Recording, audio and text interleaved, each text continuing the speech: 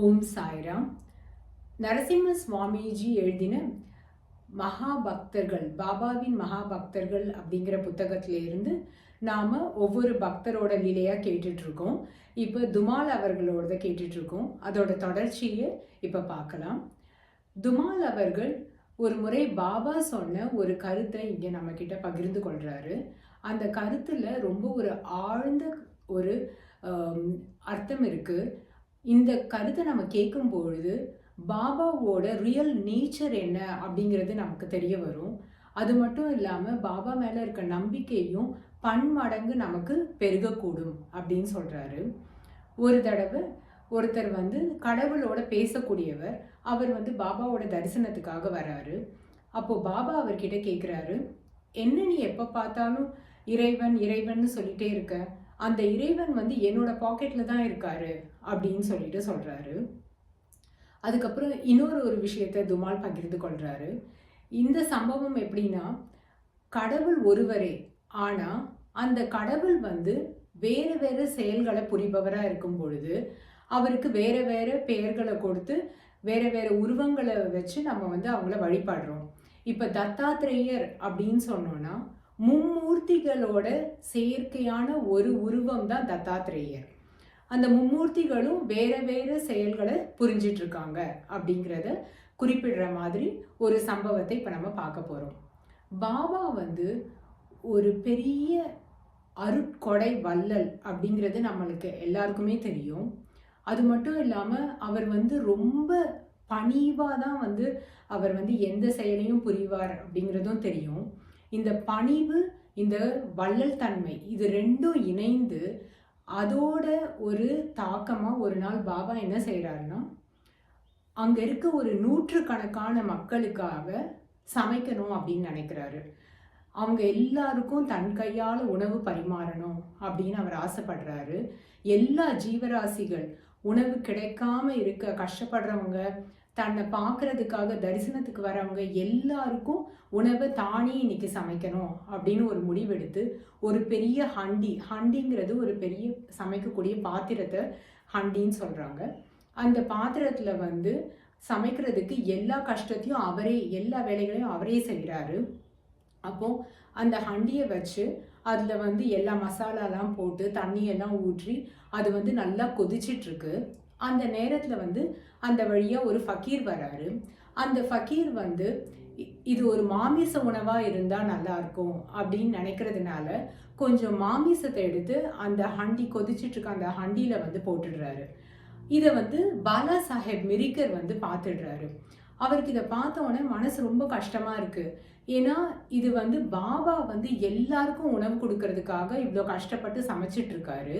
ஆனால் இவர் இந்த மாமிசத்தை கொண்டு இதில் போட்டுட்டாரே, அப்படி பண்ணுறதுனால மாமிச உணவு உண்பவர்கள் மட்டும்தான் இப்போ இந்த உணவை உண்ற மாதிரி ஆயிடுமே அப்படின்னு சொல்லிட்டு அவர் வருத்தப்படுறாரு.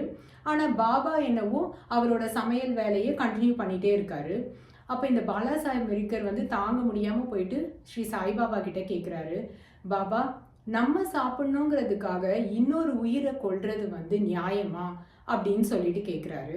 அப்போ பாபா சொல்கிறாரு, எவன் ஒருவன் படைக்கிறானோ அவனே அழிக்கிறான், எவன் ஒருவன் அழிக்கிறானோ அவனே படைக்கிறான் அப்படின்னு சொல்கிறாரு. இதோட உட்கருத்து என்ன அப்படின்னா, அந்த திரிமூர்த்திகளோட அவதாரம் எதுக்கு, அதில் creation, sustain and withdrawal or destroy அப்படின்னு சொல்கிறோம் இல்லையா. அதாவது உருவாக்குபவர், நம்மளை காப்பவர், அப்புறம் அழிப்பவர். இந்த 3 செயல்களையும் புரிகிறவங்க தான் இந்த மும்மூர்த்திகள். அந்த மும்மூர்த்திகளுக்கு தெரியும் அவங்களோட செயல்பாடு தான் இது அப்படிங்கிறத வெளிக்காட்டுறதுக்காக தான் பாபா இதை சொன்னார் அப்படிங்கிறத துமால் சொல்கிறாரு. இதுக்கப்புறம் அவர் இன்னும் 2 விஷயங்களை நம்மளோட பகிர்ந்து கொள்கிறாரு. ஒன்று தீக்ஷித் அவர்கள் சம்மந்தப்பட்டது. இதை தீக்ஷித் அவர்களே துமால் கிட்ட சொல்லியிருக்கார் இந்த விஷயத்த. ஒரு தடவை தீக்ஷித்துக்கு 30,000 ரூபாய் அவசரமாக தேவையாக இருந்தது. ஏன்னா அந்த 30,000 அவர் யார்கிட்டயோ இருந்து கடன் வாங்கியிருந்தார். அந்த கடனை திருப்பி கொடுக்க வேண்டிய நாள் நெருங்கிட்டே இருக்குது. அதனால் இவர் எவ்வளோ ட்ரை பண்ணாலும் இவரால் அந்த பணத்தை யார்கிட்ட இருந்தும் வாங்கி அந்த கடனை திருப்பி கொடுக்க முடியல. அதனால ரொம்ப அந்த டியூ டேட் வர வர இவருக்கு வந்து ஒரே டென்ஷனாக இருக்குது. எப்படி வந்து இந்த பணத்தை திருப்பி கொடுக்க போகிறேன் அப்படின்னு சொல்லி ஒரே மனக்கவலையில் இருக்கார். அப்போ என்ன ஆகுது, ஒரு நாள் ராத்திரி அந்த கடன் யார் கொடுத்தாரோ அவர் வந்து இவரோட கனவுல வந்து இவரை ரொம்ப தொல்லைப்படுத்துறாரு, பணத்தை திருப்பி கொடுக்க சொல்லி. அப்போ வந்து தீக்ஷித் அவர்கள் அவர்கிட்ட சொல்றாரு, இந்த மாதிரி நீங்க வந்து பயப்படாதீங்க, நான் எப்படியாவது உங்க பணத்தை நான் வந்து திருப்பி கொடுத்துருவேன். எனக்கு நிறைய சொத்து இருக்கு, எனக்கு மிஸ்டர் எக்ஸை தெரியும், மிஸ்டர் ஒய்யை தெரியும், மிஸ்டர் இசட்டை தெரியும், அதனால வந்து நான் எப்படியாவது வந்து உங்க பணத்தை திருப்பி கொடுத்துருவேன் அப்படின்னு சொல்லிட்டு அவர்கிட்ட வந்து இவர் சமாளிக்கிறாரு. இந்த கனவு முடிஞ்சிடுது. அதுக்கப்புறம் கொஞ்சம் நேரத்துல இவர் வந்து கண் விழிச்சு பார்க்குறாரு. அப்போ இந்த கனவு வந்து இவருக்கு ஞாபகம் வருது. கனவு ஞாபகம் வந்த உடனே இவருக்கு வந்து மனசு ரொம்ப வேதனையா இருக்கு. இவர் என்ன நினைக்கிறாரு, போயும் போயும் ஒரு மனுஷனை போய் நான் நம்பியிருக்கேன் பாரு, நான் வந்து என்னோட பாபா இருக்காரு, அவர் கொடுப்பாரு அப்படின்னு நான் சொல்லாம இந்த மனுஷன்கிட்ட போய் நான் கேட்டேன்னா அவன் என்ன வந்து இல்லைன்னு தான் சொல்ல போறான், கைவிரிக்க போறான். அவனை போய் நம்பி எக்ஸ் கொடுப்பான், ஒய் கொடுப்பான், ஜி கொடுப்பான்னு நான் சொல்லியிருக்கேனே, எவ்வளோ பெரிய முட்டாள் நான். ஏன் கடவுள் வந்து என்னோட பாபா தன்னோட பக்தன் கஷ்டப்படுறான்னா எப்படியாவது அவர் எனக்கு உதவி புரிவாரு அப்படிங்கிற நம்பிக்கை எனக்கு இருந்திருக்கணும்ல. நான் அவர் கொடுப்பாருன்னு தானே சொல்லணும், கேவலமா இந்த மனித குலத்தை போய் நான் நம்பியிருக்கேனே அப்படின்னு சொல்லிட்டு அவர் அப்படி வந்து அவருக்கு பொங்கி வருது. உடனே வந்து அங்க பக்கத்துல பாபாவோட திருவுருவ படத்தை பார்த்து அவர் அப்படியே அழறாரு, என்ன மன்னிச்சிடுங்க பாபா, உங்களை நம்பாம நான் வந்து இவனையும் அவனையும் இல்லை என்னோட சொத்தெல்லாம் நம்பி அதெல்லாம் வந்து எனக்கு உதவி புரியும் நான் சொல்றேனே, என்ன மாதிரி ஒரு முட்டாள் யாராவது இருப்பாங்களா? நீங்க ஒருத்தர் தான் எனக்கு உதவி புரிவீங்க, நீங்க மட்டும்தான் உதவி புரிவீங்க, உங்களால மட்டும்தான் என்னோட கஷ்டத்தை தீர்க்க முடியும் அப்படின்னு சொல்லி கதறி அழுது மன்னிப்பு கேட்கிறாரு. இதுக்கப்புறம் என்ன ஆகுது, இப்போ அடுத்த நாள் அந்த கடனை வந்து அவர் கொடுக்க வேண்டிய நாள் வந்துருச்சு. ஆனால் இன்னைக்கு வந்து இவர் தன்னோட ஆஃபீஸில் ஏதோ வேலை பண்ணிட்டு இருக்காரு. அப்போ ஒரு ஃபோன் கால் வருது. அந்த ஃபோன் கால் வந்த உடனே அந்த ஃபோன் எடுத்தா அந்த மறுமுனையில் பேசுறது வந்து இவரோட ஒரு ஃப்ரெண்டு. அந்த ஃப்ரெண்டு ஆல்ரெடி இறந்து போயிட்டாரு. அவரோட மகன் வந்து ஃபோன் பண்ணுறாரு. அவர் என்ன சொல்கிறாரு, என்கிட்ட ஒரு 30,000 பணம் இருக்குது, நான் வந்து ஏதாவது இன்வெஸ்ட்மெண்ட் பண்ணலான்னு பார்க்குறேன். ஸோ என்கிட்ட இந்த மாதிரி ஒரு 2-3 ஆப்ஷன்ஸ் இருக்குது, இந்த ஆப்ஷன்ஸில் எது பெஸ்ட்டுன்னு சொல்லிட்டு நீங்கள் சொல்ல முடியுமா அப்படின்னு சொல்லி கேட்குறாரு. தீக்ஷித் அவர்களும் அவர் சொல்கிறது எல்லாத்தையும் காது கொடுத்து கேட்குறாரு. கேட்டுட்டு சொல்கிறாரு, இந்த ஒரு இன்வெஸ்ட்மெண்ட் ஆப்ஷன்லேயும் என்னென்ன பிரச்சனைகள் வரும், பணத்தை வந்து அதில் முதலீடு செஞ்சா அப்படிங்கிறதெல்லாம் அவருக்கு விவரமாக சொல்கிறாரு. சொல்லி முடிச்சுட்டு, நான் வந்து உங்கள் அப்பாவோட க்ளோஸ் ஃப்ரெண்டுங்கிறதுக்காக நீங்கள் என்னை நம்பணும்னு அவசியம் இல்லை, உங்களுக்கு ஓகேன்னு தோணுச்சுன்னா அந்த பணத்தை நீங்கள் என்கிட்ட கூட இன்வெஸ்ட் பண்ணலாம் அப்படின்னு சொல்கிறாரு. ஆனால் நீங்கள் கேட்கும் பொழுது என்னால் உடனடியாக அந்த பணத்தை திருப்பி கொடுக்க முடியாது, அப்படி அதை வந்து கொடுக்கறதுக்கு கொஞ்சம் டைம் எடுக்கும் அப்படிங்கிறதையும் அவர் ஃப்ராங்காக அந்த ஃப்ரெண்டோட பையன்கிட்ட சொல்லிடுறாரு. சொன்ன உடனே அந்த ஃப்ரெண்டோட பையன் வந்து, உங்ககிட்ட மட்டும்தான் நான் இந்த பணத்தை கொடுப்பேன், இது நான் உங்ககிட்ட மட்டும்தான் இன்வெஸ்ட் பண்ணுவேன், எனக்கு இப்போ எந்த அவசரமும் இல்லை, நீங்கள் வந்து உடனே திருப்பி கொடுக்கணும்னு எந்த ஒரு இதுவும் கிடையாது, கட்டாயமும் கிடையாது, தயவு செய்து இந்த பணத்தை நீங்கள் என்கிட்ட இருந்து தான் வாங்கிக்கணும், அப்போ தான் நான் வந்து எங்கள் அப்பாவுக்கு உண்மையாக உள்ளவனாக இருப்பேன் அப்படின்னு ரொம்ப வற்புறுத்தி தீக்ஷித் அவர்களுக்கு அந்த 30,000 அவர் வந்து கொண்டு வந்து கொடுக்குறாரு. உடனே இவர் வந்து அடுத்த நாள் அவர் நினைச்சபடியே அந்த யார்கிட்டேருந்து கடன் வாங்கி இருந்தாரோ அவருக்கு இந்த 30,000 கடனை திருப்பி கொடுத்துடுறாரு. ஸ்ரீ சாயி நினைச்சாருன்னா யார் மூலமாவது எத்தனை 1000 இருந்தாலும் நமக்காக அவர் வந்து கொண்டு வந்து கொடுப்பாரு.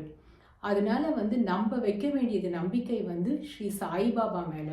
அவர் யார் மூலமா நமக்கு வந்து அந்த உதவியை புரியணும்னு நினைக்கிறாரோ அதை கண்டிப்பா நமக்கு கொடுப்பாரு அப்படிங்கிற நம்பிக்கை நமக்கு இருக்கணும். அதுதான் இந்த இன்ஸ்டன்ஸ்லேருந்து நம்ம தெரிஞ்சுக்க வேண்டியது அப்படின்னு துமால் சொல்றாரு. அடுத்ததுமே வந்து தீக்ஷித் அவர்கள் சம்மந்தப்பட்டது தான். தீக்ஷித்தோட ஒரு பிரதர், அவரோட வந்து இளைய சகோதரர் வந்து BA LLB படித்தவர். அவர் வந்து பாம்பே, கண்ட்வா, அதுக்கப்புறம் வந்து நாக்பூர் இங்கெல்லாம் போயிட்டு தன்னோட ப்ராக்டிஸ் வந்து லா ப்ராக்டிஸை பண்ணி அவர் வந்து அட்வொகேட் ஆகணும்னு ரொம்ப முயற்சி பண்ணுறாரு. ஆனால் எவ்வளோ முயற்சி பண்ணாலும் அவரால் வந்து சக்ஸஸ்ஃபுல் ஆகவே முடியல. ஸோ அவர் வந்து ரொம்ப விரக்தி ஆகிட்டு தன்னோட அண்ணன் அதாவது தீக்ஷித் அவர்கள் கிட்ட வந்து சொல்கிறாரு, என்ன பண்ணுறதுனே புரியல, என்னால் வந்து ஒரு லாயராக சக்ஸஸ்ஃபுல்லாக இருக்க முடியல அப்படின்னு சொல்லிட்டு. உடனே தீக்ஷித் அவர்கள் வந்து பாபா கிட்ட பிரார்த்தனை பண்ணி பாபா கிட்ட சிட்டு போட்டு கேட்குறாரு. பாபா வந்து மும்பையில் இருக்க தீக்ஷித்தோட ஆஃபீஸ்லேயே அவரை வந்து வேலை பண்ணும்படி சொல்கிறாரு. இதை தீக்ஷித் சொல்லி அவரை மும்பைக்கு கூட்டிகிட்டு போகிறாரு. ஸோ மும்பையில் போயிட்டும் அவர் வந்து தன்னோட தொழிலை வந்து நல்லபடியாக நடத்தணும்னு பார்க்குறாரு. ஆனால் அங்கேயும் வந்து அவரால் சக்ஸஸ்ஃபுல்லாக இருக்க முடியல. ஸோ கொஞ்ச நாள் ட்ரை பண்ணி பார்க்குறாரு. அதுக்கப்புறம் தன்னோட அண்ணன்கிட்ட வந்து சொல்கிறாரு, இல்லை நான் வந்து பாம்பேயை விட்டு வந்துடுறேன், எனக்கு வந்து அங்கேயும் வந்து என்னால் சக்சீட் ஆக முடியல என் ப்ரொஃபஷனில் அப்படின்னு சொல்கிறாரு. அப்போ தீக்ஷித்க்கு ஒரே கவலையாக இருக்குது. ஏன்னா நம்ம வந்து ஸ்ரீ சாய்பாபாவை கேட்டு அவரோட ஆணைப்படி தான் வந்து இந்த முடிவு எடுத்திருக்கோம்.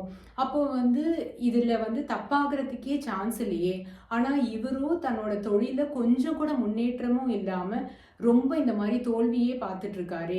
என்ன பண்ணுறது அப்படின்னு யோசிக்கும் போது, எப்படி இருந்தாலும் இந்த முடிவு பாபா எடுத்தது, அதனால நம்ம இப்போ எதுவும் அவசரப்பட வேண்டாம், அவரோட தம்பி வந்து பாம்பேலேயே இருக்கட்டும் இன்னும் கொஞ்ச நாள், காண்ட்வாக்கு திரும்பி வர வேண்டாம் அப்படின்னு முடிவு பண்ணி அவர் வந்து நீ தீபாவளி லீவெல்லாம் முடிகிற வரைக்கும் கொஞ்சம் அங்கேயே இரு அப்படின்னு சொல்லிடுறாரு.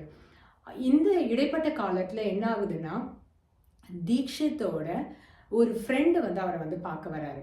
அவர் என்ன சொல்கிறாருன்னா, இந்த மாதிரி கட்ச் மாநிலத்தில் ஒரு பேங்க் வந்து இருக்குது, அந்த பேங்க்கில் வந்து ரொம்ப ஒரு நம்பிக்கையான ஒரு ஆஃபீஸர் தேவை, அதனால உங்களுக்கு நல்லா தெரிஞ்சவங்க யாராவது இருந்தால் சொல்ல முடியுமா அப்படின்னு கேட்குறாரு. உடனே தீக்ஷித் அவர்கிட்ட கேட்குறாரு, சதாசிவ் வந்து அதுக்கு சரியான ஆளாக இருப்பாரா அப்படின்னு. அவர் கேட்டோன்னா அவருக்கு ரொம்ப சந்தோஷமாயிடுது. ஓ சதாசிவா, கண்டிப்பாக, ஆனால் அவர் தான் ஏற்கனவே ஏதோ வேலையிலலாம் இருக்கார் இல்லையா அப்படின்னு.